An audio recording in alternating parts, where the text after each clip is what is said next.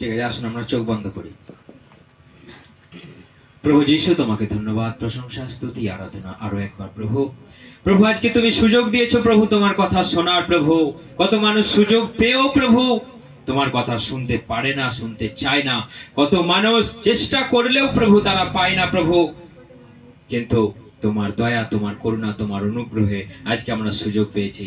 তাই প্রভু তুমি আমাদের ও প্রভু কান খুলে দাও, আর হৃদয় দুয়ারে প্রবেশ করুক তোমার এই বাক্য।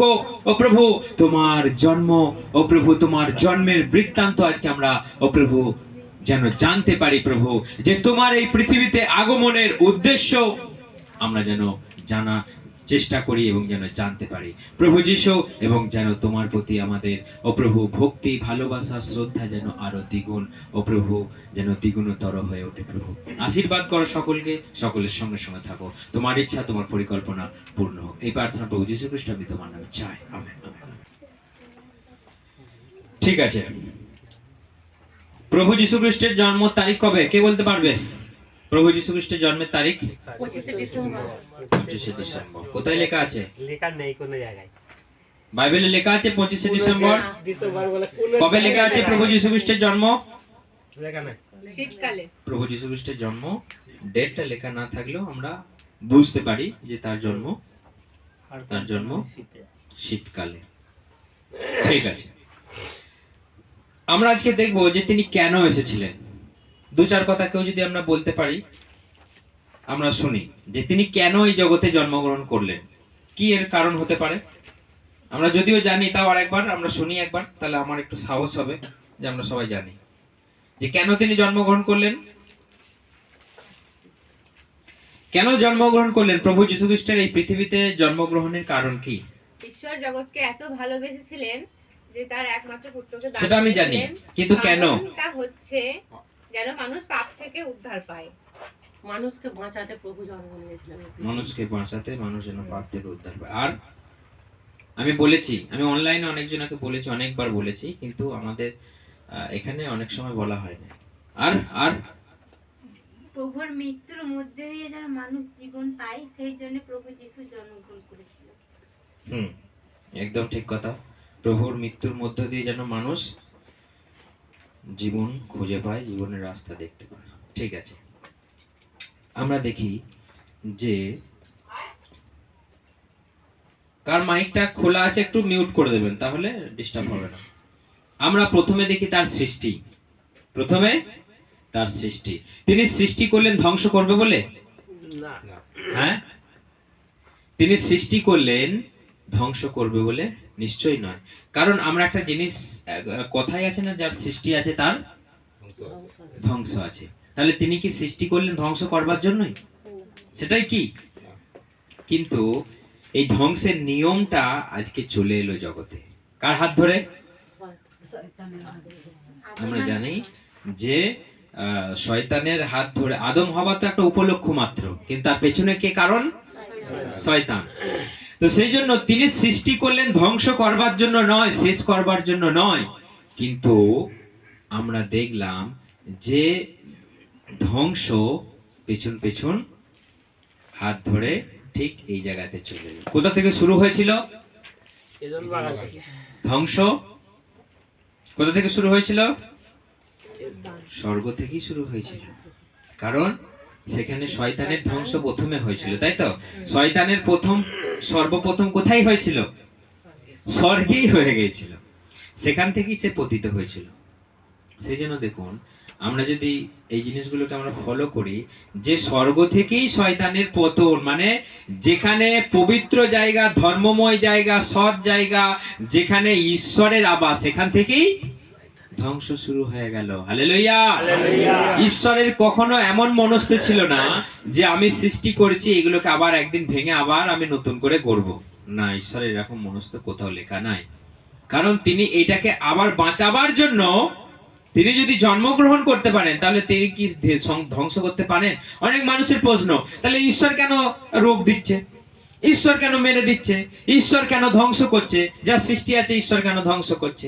অনেক মানুষের এগুলো বড় বড় প্রশ্ন। সেই জন্য অনেক মানুষ এইটার কারণে ঈশ্বর থেকে বিচ্ছিন্ন হয়ে যায়। প্রভু যিশুকে ভুল বোঝে অনেক মানুষ, ঈশ্বরকে ভুল বোঝে অনেক মানুষ। কারণটা কি? যেহেতু ধ্বংস লেগেই আছে, মানুষের পেছন পেছন ধ্বংস ঘুরে বেড়াচ্ছে, যার জন্য ধ্বংস যোগ্য ধ্বংস তাকে ধ্বংস করে ফেলছে। আমরা দেখলাম যে শয়তানের পতনের কারণটা কি? পতনের কারণটা কি? তার অহংকার। তার অহংকার। তার পতনের কারণ হচ্ছে তার অহংকার, তার ধ্বংসের কারণ হচ্ছে সে নিজে। এর পেছনে কেউ আছে? এর পেছনে কেউ নাই। কেউ নাই, ও একাই ধ্বংসাত্মক। কিন্তু আদম হবার পেছনে কে আছে? শয়তান আছে। আমরা যদি এরপর যদি দেখি যে সমস্ত ধ্বংসের পিছনে শয়তান লুকিয়ে আছে, তাহলে ধ্বংসের জন্য তোমার যদি ধ্বংস হয়, তুমি দোষ কাকে দেবে? শয়তান। ঈশ্বরকে দেবে কি? না। না, আমরা না জেনে আমরা ঈশ্বরকে দোষ দিই, কারণ আমরা মনে করি আমাদের ধ্বংসের পেছনে কারণ ঈশ্বর। না, ঈশ্বর সৃষ্টি করেছেন নতুন করে, সবকিছু সুন্দর করে। আপনি যদি শুরুতে বাইবেল পড়েন আদি পুস্তক থেকে, তিনি যা কিছু বানালেন সব উত্তম। হালেলুয়া। তিনি দেখলেন আর নাম দিলেন, এবং তিনি নিজেই বিচার করলেন যা কিছু হয়েছে সব উত্তম, অতি উত্তম, অতি সুন্দর। তাহলে তিনি অতি উত্তম জিনিসটাকে কি আবার দুমড়ে মুজড়ে ভেঙে আবার তিনি নতুন করে বানাবার ইচ্ছা ছিল? না। কিন্তু আমরা দেখতে পাচ্ছি যে ধ্বংস লেগেই আছে শুরু থেকেই, এবং তার পেছনে একটা পাক্কা শয়তান কাজ করছে, পাক্কা শয়তান কাজ করছে। কিন্তু আমরা ধ্বংস হলেই, বিপদ হলেই, মানুষের জীবনে দুর্ঘটনা ঘটলেই আগে আঙুল তুলি। তুমি কি কানা? তুমি কি দেখতে পাও না? না, তিনি কানা নন, কানা আমরা দেখতে পাই না যে কে আমাদেরকে ধ্বংস করতে আসছে। আমরা দেখতে পাই না, জানার চেষ্টা করি না যে কি করে মানুষের ধ্বংস হচ্ছে। তোমার মুখ চোখে তোমার পট্টি লাগানো আছে, কারণ তোমাকে যাতে শয়তান দেখতে না দেয়। দেখানোর চেষ্টা করলেও তুমি দেখবে না, তুমি তখন নিজের মনকেই ভুলাবে, না ওটা ও ধ্বংসাত্মক নয়। তোমাকে বোঝালেও তুমি বুঝবে না ও ধ্বংসাত্মক নয়, কিন্তু যাকে তুমি সন্দেহ করছো না সেই তোমার ধ্বংসাত্মক, আর যাকে তুমি আঙুল দিচ্ছ সে তোমার সৃষ্টিকর্তা, আপন পিতা। হালেলুয়া। সেই জন্য দেখুন তার সৃষ্টি কত সুন্দর একটা সৃষ্টি, কেউ কখনো বদনাম করতে পারবে না। একটা বিল্ডিং মানুষ যখন হাতে করে বানায়, অনেক মানুষ অনেক বদনাম করে, কিন্তু কেউ প্রকৃতিকে দেখে বদনাম করে? কোথাও শুনেছেন? কারণ মুখে শোনা গেছে যে এটা ভালো হয় না, এটা ভালো নয়? মানুষ যতই পাকা বিল্ডিং এ থাকুক, দেখবেন বিকাল বেলায় একবার সেই পার্ক দিয়েই বেড়াতে যাবে, একবার মনে হবে সবুজ জায়গায় বসে আসি। কার প্রাণে জাগে না যে আমি সবুজ জিনিসকে ঘৃণা করি? এমন কোন মানুষ আছে? একটাও খুঁজে দেখাতে পারবেন যে কেউ সবুজকে ঘৃণা করে? সবুজ যার ভালো লাগে না, যার সবুজ পরিবেশ ভালো লাগে না, সে সারাটা দিন ঘরে সুন্দর জায়গাতে মানুষের হাতে গড়াতে বাস করার পরেও দেখবেন একবার মনে হবে আমি ঘুরে আসি। কারণ এটা হচ্ছে তার টান, এটা প্রকৃতির টান। তিনি সেইভাবেই সৃষ্টি করেছিলেন। আদম হাওয়াকে প্রথমে কি তিনি কি 5 স্টার 7 স্টার হোটেলে রেখেছিলেন? কোথায় রেখেছিলেন? এদন বাগানে। পরিবেশের সঙ্গে তাকে মিলিয়ে, পরিবেশের সঙ্গে জড়িয়ে সেখানে তাকে রেখেছিলেন। তখন কষ্ট হয়েছিল? হ্যাঁ, এখন যদি একটু ভাঙাচোরা হয়, বাস এত কষ্ট আমরা থাকতে পারি না। কিন্তু তখন দেখুন তারা এদন বাগানে, তাদের মাথায় ছাউনি না থাকলেও তারা প্রকৃতির সঙ্গে মিশেছিল, তাদের মধ্যে ছিল ভালোবাসা আর শান্তি আর আনন্দ, আর সেখানে ছিল স্বয়ং ঈশ্বর। হালেলুয়া। তাহলে তার এত সুন্দর সৃষ্টি আমাদের প্রাণের সঙ্গে জড়িয়ে আছে, এই সবুজ পরিবেশ, প্রকৃতি। আর মানুষ ছুটে যাচ্ছে, বছরে একবার দুবার হলেও প্রকৃতিকে দেখার জন্য মানুষ ছুটে যাচ্ছে। মানুষ এই শহরে পরিবেশে মানুষ দমবন্ধ হয়ে যাচ্ছে। আর এমন আজকে মানুষ তৈরি করে ফেলেছে যে মানুষ ধিক্কার বোধ করছে শহরে থাকার জন্য। মানুষ যারা বাধ্য হয়ে আছে তাদের জীবন যেন দমবন্ধ হয়ে যাচ্ছে, এবং তার সেই পরিবেশে মানুষের সব নিঃশ্বাস প্রশ্বাস সব নষ্ট হয়ে যাচ্ছে। সেই জন্য মানুষ চেষ্টা করছে আমি আবার প্রকৃতির কাছে একবার ঈশ্বরের সৃষ্টির কাছে ছুটে যায়, কিন্তু এই ঈশ্বরের সৃষ্টির কাছে গিয়েও ঈশ্বরের নাম করার সময় নেয়।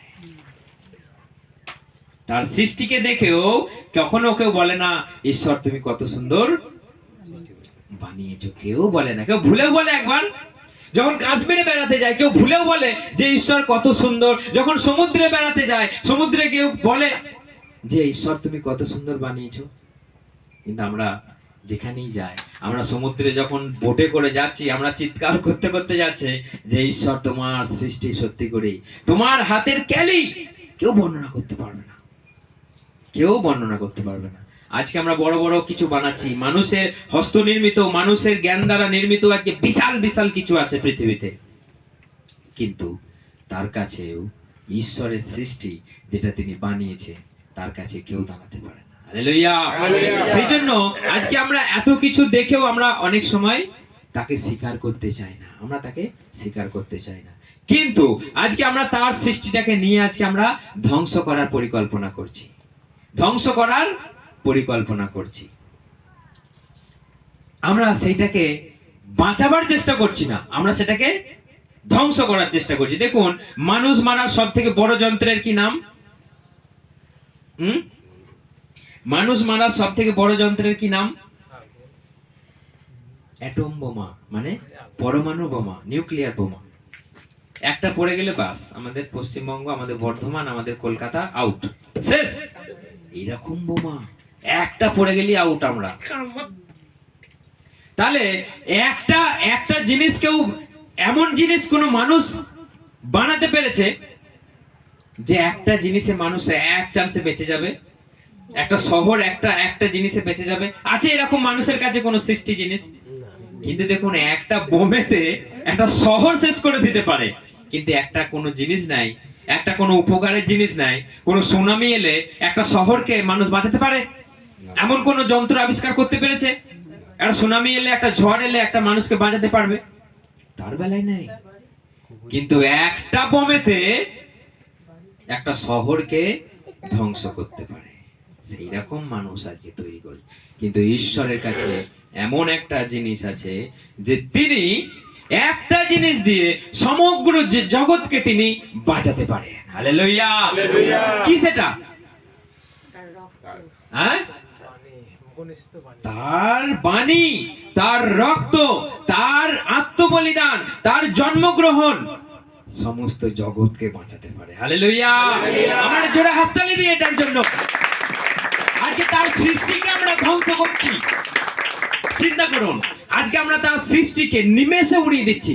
যখন জাপানে সেই হিরোশিমা নাগাসাকিতে যখন বোমাগুলো পড়েছিল, আপনি যদি একবার সার্চ করে দেখেন সেই গল্প, সেই ইতিহাস, সেই কাহিনী, সেই আর্তনাদ, সেই চোখের জল, সেই অভাব, সেই কষ্ট, আপনার চোখ দিয়ে জল পড়বে। একটা নিমেষের মধ্যে একটা শহর, কয়েক লাখ লোক দম আটকে মরে গেল, দম আটকে মরে গেল। কিন্তু এমন কেউ আছে যে তাদেরকে বাঁচাতে পারে? এমন যন্ত্র কেউ বার করতে পেরেছে? এই এত সুনামি আসছে, এত ভূমিকম্প আসছে, এই এত বাজ পড়ছে, পারো কি তুমি বাঁচাবার? এমন যন্ত্র আবিষ্কার করো যে বাজ যেন আর না পড়ে, বাজকে তুমি আটকাতে পারবে? পারবে? কেউ পারবে না। কিন্তু আপনি যিশুর ছায়ায় আসুন, আপনি যিশুর কাছে আশ্রয় নিন, কারণ তিনি এমন একটা জিনিস, তাকে বিশ্বাস করলে এই জগৎ উদ্ধার পেতে পারে। হালেলুয়া। সেই জন্য যোহন 3:16 লেখা রয়েছে, ঈশ্বর জগৎকে এমন ভালোবাসলেন যে তার একমাত্র পুত্রকে দান করলেন। হালেলুয়া। সবাইকে শোনা দরকার, তিনি অ্যাটম বোমা নয়, তিনি ফেটে যান না, তিনি মানুষের জন্য রক্ত ঝরালেন। এত পাপ করছি আমরা, এত পাপ করছি, পাপের পরিবর্তে আমরা কি দিচ্ছি? পাটা দিচ্ছি। একটা নয়, দুটো নয়, তিনটে নয়, চারটে নয়, বছরের পর বছর দিয়ে যাচ্ছি, বছরের পর বছর। আর তুমি কতগুলো পাটা কাটবে গো? আর তুমি কতই পাপ করবে? কত ছাগলকে মরতে হবে তোমার জন্য? তোমার জন্য ওই ছাগলগুলো মরবে? তুমি এখানে আরাম করে পাপ করবে আর তার জন্য একটা ছাগলকে ছটফটিয়ে মরতে হবে? মানুষ কেবল পাপ। ঈশ্বর নিয়ম দিলেন, আমরা যদি দেখি যে তুমি পাপ করেছো, তার জন্য কি দরকার? রক্ত দরকার। পাখির রক্ত হোক, পশুর রক্ত হোক, রক্ত দরকার। তোমার বাতাস আর কাজে লাগবে না, তোমার কলা কাজে লাগবে না, তোমার ঝিঙে চুটি কাজে লাগবে না, তোমার দরকার রক্ত। তোমার দরকার, তুমি যখন পাপ করছো, তুমি তো বলছো না আমার পাপের জন্য একটা আঙ্গুল কেটে আমি প্রায়শ্চিত্ত করব। আছে কেউ? কোথাও শোনা গেছে? তুমি পাপ করছো, তার জন্য কিনে আনছো, তোমার 10,000 টাকা আছে বলে একটা বড় বোকা পাটা কিনে আনছো, দিয়ে তুমি তাকে চুটিয়ে তার কিছুটা রক্ত দিয়ে তুমি তাকে চব্য করে মদ দিয়ে মেরে দিচ্ছ। এমনিও নয়, মদ দিয়ে। তাহলে তোমার পাপের জন্য একটা ছাগলকে মরতে হবে? তোমার পাপের জন্য কি একটা ছাগলকে মরতে হবে? ঈশ্বর বললেন তোমার পাপ আমি ক্ষমা করতে পারি, তাহলে তুমি একটা রক্ত দাও। মানুষ বলল, ওরে ঈশ্বর একটা সুন্দর নিয়ম দিয়েছে, পাপ করো, পাপ করো, পাপ করো, পাপ করো ভাই, পাপের জন্য প্রায়শ্চিত্ত একটা ছাগল আনতে হয়।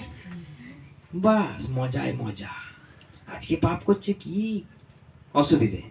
ঈশ্বর বলেছে রক্ত দিলেই, পাখি তো কম পয়সায় পাওয়া যায়, একটা ফাঁদ দিয়ে ধরে আনবো, মেরে দেবো, ব্যাস, ক্ষমা ক্ষমা ক্ষমা। ঈশ্বর দেখলেন ওরে সর্বনাশ, তুই মানুষ। ঈশ্বর অনুশোচনা করলেন যে আমি মানুষ বানিয়ে ভুল করেছি। Hallelujah, hallelujah. তিনি নিজে বলছে আমি মানুষ বানিয়ে ভুল করেছি। তার সৃষ্টিকে তাকে নিজেই অনেকবার মারতে হলো। তার সৃষ্টিকে তিনি নিজের হাতেই কয়েকবার ধ্বংস করলেন। কিছু করার নেই, কারণ মানুষ এতটা অধঃপতনে নেমে গেছে। মানুষের চিন্তা, মানুষের ভাবনা, মানুষের কাজকর্ম এতটা নিচে নেমে গেছে, তিনি নিজেই অনেক সময় ধ্বংস করতে উদ্যত হলেন। সেই জন্য আমরা দেখলাম কয়েকবার ধ্বংস হয়ে গেল। তিনি আবার নতুন করে বানালেন। কখন নতুন করে বানালেন? আবার ধ্বংস করে। কখন বানালেন? একবার ধ্বংস করে তো তিনি আবার নতুন করে বানালেন। আব্রাহাম আর সারাকে দিয়ে। তিনি আবার নোহের আমলে ধ্বংস করলেন। নোহের আমলে ধ্বংস করে তিনি আবার নতুন করে বানালেন। মানে সেই সৃষ্টি থেকেই তিনি আবার নতুন করে তিনি আবার বানালেন। কিন্তু তাও কি ফলশ্রুতি? সেই একই হত্যা, ব্যভিচার আর মানুষের মধ্যে হিংসা, হানাহানি, অহংকার। সেই জন্য তিনি বারবার মানুষকে সচেতন করলেন, পাপ করো না, পাপ করো না, পাপ করো না। কিন্তু মানুষের কাছে তো আছে অপরচুনিটি, কি? পাপ করো আর পাখি আনো, পাপ করো আর ছাগল আনো, পাপ করো আর মোষ আনো, গরু আনো। আজও মানুষ করছে, আজও কুরবানি করছে, আজও বলিদান করছে। কেউ গরু করছে, কেউ ছাগল করছে। তফাৎটা কি? তফাৎটা কিসের? কিছুই তফাৎ নেই। ওরা বড় জাতের গরু কাটছে আর এরা একটু ছোট জাতের ছাগল কাটছে। সেইটাই পশু, সেটা একই রক্ত। তফাৎ কিসের? কিছুই তফাৎ নেই। ওরা বলছে কুরবানি, এরা বলছে বলি। জিনিসটা একই, শুধু ভাষাটার তফাৎ। ওটাকে হিন্দিতে বলে কুরবানি, এটাকে বাংলায় বলে বলিদান। আর ইংলিশে ওরা কি বলছে?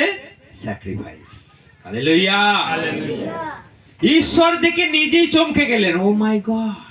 তিনি নিজেই গড, তিনি বলছেন ও মাই গড। তার উপর আর কোনো ঈশ্বর আছে নাকি?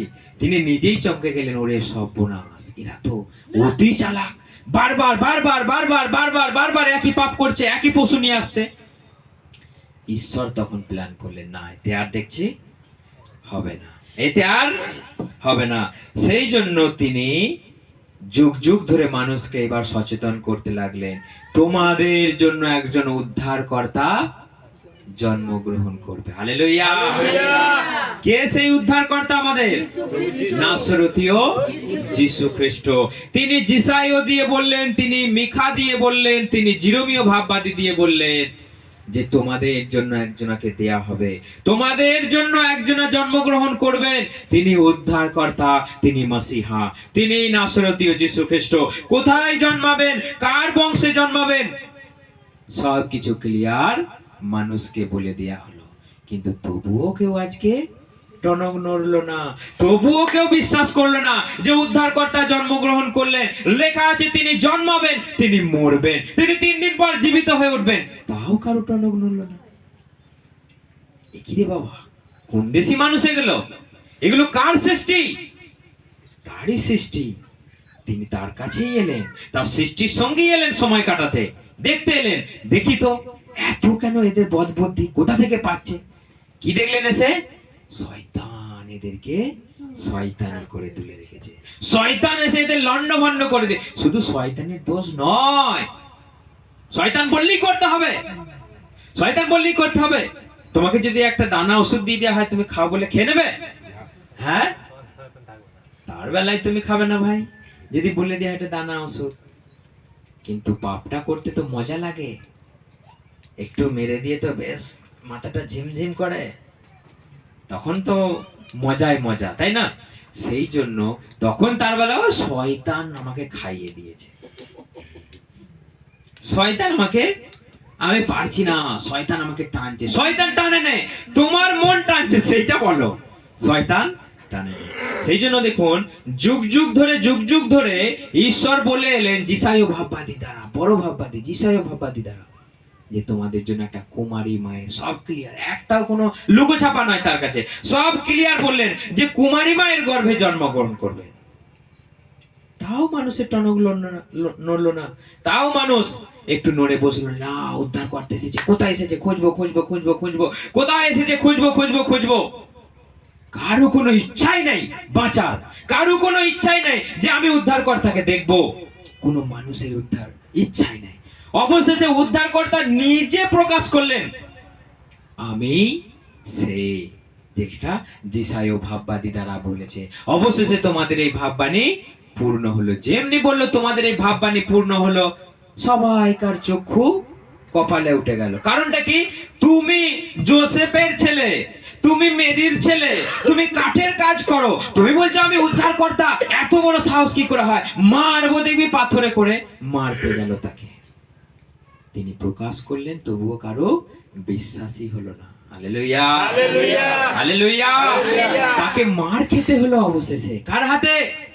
এই আমাদের তার সৃষ্টি, যাকে নিজের শ্বাস বায়ু থেকে বানালেন। চিন্তা করে দেখুন, সুন্দর করে তাকে সাজালেন, বানালেন। যে আমরা যখন কিছু জিনিস আমরা আমাদের সন্তানদের কথা দেখুন, যে আপনি তাকে এত বড় করলেন, লালন পালন করলেন, তাকে আপনি মানুষ করলেন, শিক্ষা দিলেন, তাকে আপনি এত বড় কিছু দায়িত্ব দিলেন, অবশেষে বুড়ো বাবা মাকে সেট করে থালাটা দিয়ে দিচ্ছে, খেয়ে নেবে। কেমন লাগবে? আমি অনেকবার এসব কথা বলেছি, কারণ আজকে একটা যদি সেই ছেলে যদি ঈশ্বরের শিক্ষা প্রাপ্ত হয়, তাহলে সে চিন্তা করবে আমি এক সময় সেরামি ছিলাম, আমাকে লালন পালন করলো, আমাকে নিজে মানুষ করলো, আজকে আমি তাকে সেট করে খেয়ে নেবে, আমার সময় নাই। থালাটা ছুঁড়ে দিল, তুমি খেয়ে নেবে। যেমনি বাবা মা মরে গেল, ওরে বাবরে, বাবা মার শান্তির জন্য এবার ঘটা দেখে যা। হ্যাঁ, বেঁচে থাকতে তুমি জল দাও, বেঁচে থাকতে তুমি খেতে দাও, বেঁচে থাকতে তুমি তাকে ভালোবাসো, মরে গিয়ে ন্যাড়া হচ্ছ। কোথাকার নিয়ম এটা? মরে গিয়ে ন্যাড়া হয়ে তুমি বাবার আর হাসি ফোটাতে পারবে? হ্যাঁ, তুমি বেঁচে থাকতে বাবাকে ন্যাড়া হয়ে দেখো, বাবা আমি ন্যাড়া হয়েছি, বেঁচে থাকতে তুমি দেখাও। মরে গিয়ে ন্যাড়া হয়ে তুমি তার মুখে হাসি ফোটাতে পারবে? মরে গিয়ে তুমি ন্যাড়া হয়ে তুমি তাকে আর তুমি পেট ভরাতে পারবে না? তুমি তাকে শান্তির জায়গায় নিয়ে যেতে পারবে? যদি সত্য কথা বলা হয়, তখন সত্যের মিথ্যার বিরুদ্ধে প্রভু যীশু খ্রিস্ট দাঁড়িয়েছিল, তাকে কি হলো? মানুষ মেরে ফেললো। সত্য কথা বলার উপায় নাই, কারণ সমাজ এটাই, কারণ এই সমাজের পেছনে একটা পাক্কা শয়তান আছে, সে হচ্ছে শয়তান। কিন্তু আমরা আজকে হয়ে গেছি শয়তানের বাচ্চা। কার বাচ্চা? শয়তানের বাচ্চা। যদি শুয়োরের বাচ্চা বললে একটু খারাপ লাগবে, কিন্তু কার বাচ্চা আমরা? হ্যাঁ, কারণ দেখুন, শুয়োরের বাচ্চা বললে সম্মান থাকবে, শয়তানের বাচ্চা বললে এটা সম্মান থাকবে না। কারণ শয়তানের চেয়ে নোংরা, শয়তানের চেয়ে জঘন্য, শুয়োরকে তো খাই, মানুষ খায় তো শুয়োরকে, শয়তানকে কেউ খাবে পারবে তাকে খেতে? তাকে দেখলেই মানুষ হয়ে যাবে, তার রূপ, তার সে যে পাশ দিয়ে যাবে, তার শরীরে দুর্গন্ধ, তাকে দেখলেই মানুষ ভয় পাবে, তা খেতে পারবে? মানুষকে শুয়োরের বাচ্চা বললে রেগে যায়, কারণ শুয়োর যে ড্রেনে থাকে নোংরা গদ গদ করে ঘুরে বেড়ায়, সেই জন্য মানুষ রেগে যায়। কিন্তু যখন শয়তানের বাচ্চা বলে তখন বলে আমি শয়তানের বাচ্চা, খুব হয়েছে তোরা শয়তানের বাচ্চা, তার বলে রাগ নাই। শুয়োরের বাচ্চা বলি বাস মাথা ফাটিয়ে দেবে। আপনি চিন্তা করে দেখুন, শয়তানের বাচ্চা আজকে সবাই আমরা ঘুরে বেড়াচ্ছি, সত্য কথা বলার উপায় নাই, সত্য কথা আপনি প্রচার করবার উপায় নাই, তখন আপনার বিরুদ্ধে মানুষ কথা বলবে, সমাজ আপনার বিরুদ্ধে উঠে পড়বে। যীশু খ্রিস্ট সত্য কথা বললো, সবাই তাকে বললো দে ওর পাট চুকিয়ে দে, বাস ওকে মেরে ধরে পাট চুকিয়ে দিল। তিনি সেই জন্য এলেন, তোমাদের শয়তানের হাত থেকে বাঁচাবার জন্য, তোমাদেরকে ঘাট থেকে তুলে আনবার জন্য, নরক থেকে তুলে আনবার জন্য যুগ যুগ ধরে প্ল্যান করলেন। তিনি সব শিক্ষা দিয়ে গেলেন, তিনি সব ক্লিয়ার করে দিয়ে গেলেন, তবুও কারো টনক নড়েছে? যে যা বোঝে আমার মাথায় ফুল যে যা বোঝে, যে যার ইচ্ছা সে তাই করে। কিন্তু তিনি বলেছেন আমি আবার আসছি, হালেলুয়া, আমি আবার আসছি, হালেলুয়া। আমি আবার আসছি। তখন আর দেখবো তোমরা বুকের কত পাটা, দেখবো তোমাদের কত সাহস নিয়ে তোমরা ঘুরে বেড়াতে পারো, দেখবো তোমরা কত তখন পাটা ছোট করতে পারো, কোন পাটা আছে, কোন গরু আছে, দেখবো তোমাদেরকে উদ্ধার করতে পারে। হালেলুয়া। সেই জন্য সময় থাকতে তোমরা আমার কাছে এসো, সময় থাকতে তোমরা আমার কাছে এসো, তোমরা বেঁচে যাবে। কারণ যখন নোহ প্রচার করেছিল, প্রচারের পর 300-400 বছর ধরে নোহ প্রচার করলো, আর জাহাজ বানাতেই লাগলো, এসো এসো এসো, কেউ এলো না, এসো এসো এসো এসো, কেউ এলো না। অবশেষে যখন বান বন্যায় এসে ভেসে গেল, বলছে নোহ তুমি এবার জাহাজ খোলো, নোহ তুমি এবার জাহাজ খোলো, দরজা খোলো। নোহ কি বলছে? ঈশ্বর বন্ধ করে দিয়েছে। বাইবেল বলছে যে সেই সময় মানুষ বুকে করাঘাত করবে, বিলাপ করবে, আর্তনাদ করবে, বলবে প্রভু তুমি আমাকে ক্ষমা করে দাও, তার সামনে প্রণিপাত করবে প্রভু তুমি আমাকে ক্ষমা করে দাও, কিন্তু সময় শেষ, টাইম আউট। সেই জন্য তখন আর উদ্ধার নেই, তখন আর মুক্তি নেই, তখন কেবল বিচার, তখন কেবল অনন্ত জীবন, তখন কেবল তার সঙ্গে বাস করার দিন। সেই জন্য সময় থাকতে তুমি শুধরে যাও, সময় থাকতে তুমি ভালোবাসো, সময় থাকতে তুমি বাবা মাকে শ্রদ্ধা করো। কারণ আমাদের সঙ্গে ঈশ্বরের যে সম্পর্ক, আমাদের সঙ্গে জাগতিক পিতা মাতার সঙ্গেও সেই সম্পর্ক। বাবা মা মরে যাওয়ার আগে ভালোবাসো, ভালোবাসো, ভালোবাসো, খেতে দাও, খেতে দাও, খেতে দাও। মরে গিয়ে ন্যাড়া হয়ে কাঠের মালা পরে, ঘুনসি নিয়ে, রড নিয়ে, ধুতি পরে তোমার সব ফেল, কিচ্ছু লাভ নাই, কিচ্ছু লাভ নাই। হ্যাঁ তুমি লোককে খাওয়াও, এটা ঠিক আছে, কিন্তু ওইসব করে লাভ নাই। বেনা গাছে জল, হাস্যকর ব্যাপার নয়, মুখে জল দিল না, বেনা গাছে জল দিচ্ছে, তবু আমাদের টনক নড়বে না। সারা জীবন এক বাটি তরকারি দিতে হিমশিম খেয়ে যায়, কিন্তু সেখানে দেখবেন 150 টাকা কেজি মুগ ডাল দিয়ে আসছে। হ্যাঁ মুগ ডাল, মুগ ডালই দেয়, তো এটা মোট কথা ডালই দেয়। তাহলে তুমি বাবা মাকে একটা দামি তরকারি করে খাওয়ালে না, তুমি মরে যাওয়ার পর পুকুর গাবায় গিয়ে, তুমি গাছের গোড়ায় গিয়ে মুগ ডাল, জল, গুড়, বাতাসা দিয়ে তুমি খেয়ে নিচ্ছ। সেই জন্য ঈশ্বরের কাছে এসো, তিনি তোমার জন্য রক্ত ঝরালেন, তিনি তোমার জন্য মৃত্যুবরণ করলেন, তোমার এত পাপের জন্য তোমাকে আর পিণ্ডি দিতে যেতে হবে না, তোমাকে আর চোটচাপ করতে হবে না, তোমাকে আর খরচা করতে হবে না। তিনি বলছেন যে আমাকে বিশ্বাস করে তার জন্য মুক্তি। হালেলুয়া। সেই জন্য আপনি একবার মিলিয়ে নিন তার সৃষ্টি, তার সৃষ্টির পরেই মানব জাতির পাপের পতন। 3 নম্বর হচ্ছে পাপের প্রায়শ্চিত্ত।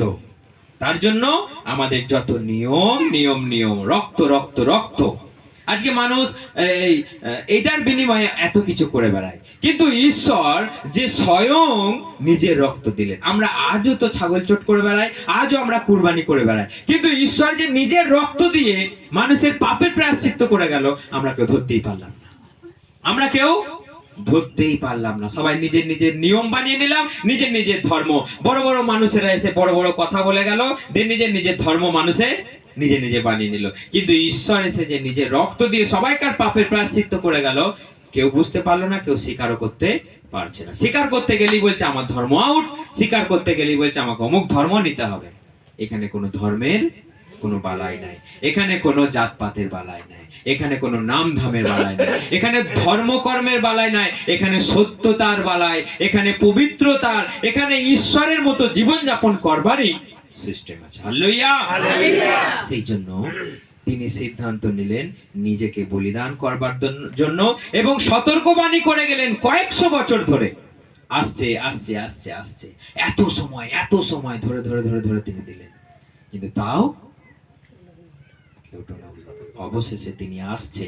অবশেষে 2000 বছর অতিক্রম হয়ে গেল, তিনি বলছেন আমি আবার আসছি। যেখান থেকে আমি উঠে গেলাম সেখানেই আমি আবার আসব, আবার শুরু হবে, আবার নতুন করে খেলা হবে, খেলা হবে। হালেলুয়া। আবার নতুন করে সবকিছু হবে, আবার নতুন করে আমরা সবকিছু দেখতে পারবো। সেই নতুন জায়গায় যেতে ইচ্ছা আছে? খেলা হবে, সেই জন্য আমাদের খেলা সেখানে হবে। এই খেলা কেউ আটকাতে পারবে না, এই খেলা কেউ বন্ধ করতে পারবে না, সেখানে খেলা হবে। হালেলুয়া। সেই জন্য আমাদের প্রভু জন্মালেন যাতে আমরা ভালো থাকি, যাতে আমাদের এই পৃথিবীর খেলা বন্ধ করে সেখানে খেলা হয়। সেই জন্য তিনি আমাদেরকে পথ দেখিয়ে দিলেন, তিনি আমাদেরকে জীবন দিয়ে গেলেন। হালেলুয়া। সেই জন্য আমাদের এখন সময় আছে শুধু তাকে বিশ্বাস করা, তার পথে চলা, আমাদের জীবন তাকে সমর্পণ করা। জয় যিশু। ঈশ্বর সকলকে আশীর্বাদ করুক। এই বাক্যের মধ্য দিয়ে আমরা আসুন সবাই চোখ বন্ধ করি, আমরা প্রার্থনা করি। আসুন আমরা সবাই চোখ বন্ধ করি। প্রভু তোমাকে ধন্যবাদ, তোমাকে প্রশংসা, তোমাকে স্তুতি, তোমাকে আরাধনা। তোমার নামের গৌরব, মহিমা, প্রশংসা, স্তুতি হোক। ও প্রভু যিশু, আজকে যারা তোমাকে বিনা জেনে বেঁচে আছে, তারা জানুক, তারা জানুক। ও প্রভু, তারা জানতে পারুক তোমার নাম। ও প্রভু, যে তোমার ও প্রভু দয়ায় আজকে বেঁচে আছে। ও প্রভু, তোমার ইচ্ছায় আজকে বেঁচে আছে। তোমারই সূর্যের আলো, তোমারই বৃষ্টি তারা আজকে নিচ্ছে, কিন্তু তোমার মুখের উপরে তারা অস্বীকার করছে। প্রভু, আমি প্রার্থনা করি, ও প্রভু, যে সমস্ত মানুষ ও প্রভু তোমাকে ছাড়া জীবন যাপন করছে, তারা জানুক, তারা জানতে পারুক। প্রভু, তুমি দয়া করো প্রভু। ও প্রভু, তোমার আত্মবলিদান সার্থক হোক প্রভু, তোমার আত্মবলিদান সার্থক হোক প্রভু। তুমি দয়া করো, করুণা করো, অনুগ্রহ দাও। ও প্রভু, একটা মানুষও যেন না থাকে যে তোমাকে চেনে না, যে তোমাকে জানে না, তোমার আত্মবলিদান সম্বন্ধে অবগত নয়, একটা মানুষও যেন না থাকে। তুমি দয়া করো, হাত বাড়িয়ে তুমি আশীর্বাদ করো, আশীর্বাদ করো, তুমি আশীর্বাদ করো প্রভু যীশু খ্রিস্ট। তুমি দয়া করো, করুণা করো, অনুগ্রহ দাও প্রভু। তোমার আত্মবলিদান, তোমার এই পৃথিবীতে আগমন, ও প্রভু সার্থক হোক, সার্থক হোক, সার্থক হোক। সকলে জানো তোমার প্রেমের কথা, ভালোবাসার কথা। তোমাকে ধন্যবাদ, প্রশংসা, স্তুতি, আরাধনা যুগে যুগে তোমারই হোক প্রভু। এই বাক্য সকলকে তুমি সকলের কানে এবং হৃদয়ে ও প্রভু শুনতে এবং বুঝতে তুমি দয়া করো। পবিত্র আত্মা, তুমি সকলের সঙ্গে তুমি কথা বলো প্রভু, এবং তুমি সকলকে পরিচালনা করো। তোমার ইচ্ছা যেমন স্বর্গে, এই পৃথিবীতেও তোমার ইচ্ছা পূর্ণ। এই প্রার্থনা ঈশ্বর একমাত্র প্রিয় পুত্র প্রভু যীশু খ্রিস্ট, আমি তোমার নামে চাই। Amen, amen, amen. হালেলুয়া।